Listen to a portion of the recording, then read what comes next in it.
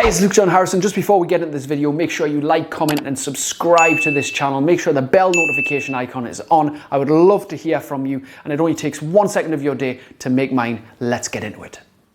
Hey, number 7 of the top 10 of my personal favourite films is Last Action Hero, which is just here on the screen. And what an amazing film that is. It's got a great couple of life lessons in there. It's one of those movies that is a movie within a movie. If you've never seen it before, it was 1993, I think, and I was like 9-year-old or something then. I wasn't very old at all, 7, 8, 9-year-old, and I was immersed by the whole thing. It not only was Arnie like a childhood hero of most young lads, but his movies were fantastic in many ways. Some of them are really crap, but this one I personally enjoyed because it was a very unique concept of a movie within a movie. So a guy called Danny Manigan goes and he watches, he's a real fan of this series called Jack Slater, which is like this action hero series starring Arnold Schwarzenegger.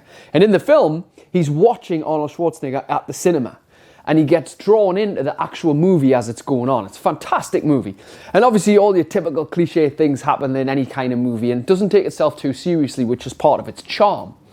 But there's a part in the film where Arnold Schwarzenegger, as Jack Slater in the movie, gets pulled into the real world, where he's also comes face to face with the real Arnold Schwarzenegger. And they have this little bit of a standoff in the movie theatre.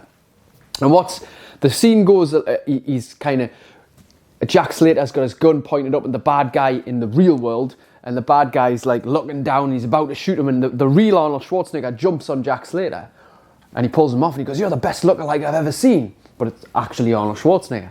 And Jack Slater's walking back, and he says, "Look, I don't really like you. All you've ever brought me is pain." And then he goes on about his day to fight crime, whatever. But anyway, that kind of gets me thinking, that whole looking at yourself, like he was in the movie, saying, "You've brought me nothing but pain." See, sometimes in our life, we've got to take a good look in the mirror and say, look, are we bringing ourselves nothing but pain right now?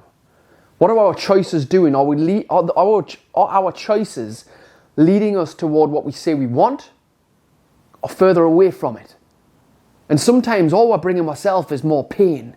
We get too hooked on the immediately gratifying stuff, and we have it all the time. Too frequently, ultimately, that short bit of pleasure leads to so much more pain. Think about the other choices that we're making in our lives. You have to start taking a look in the mirror sometimes and thinking, are you actually bringing me the life that I want, or are you just bringing me more pain? It's quite a prominent scene in the film, and it gets me thinking about that.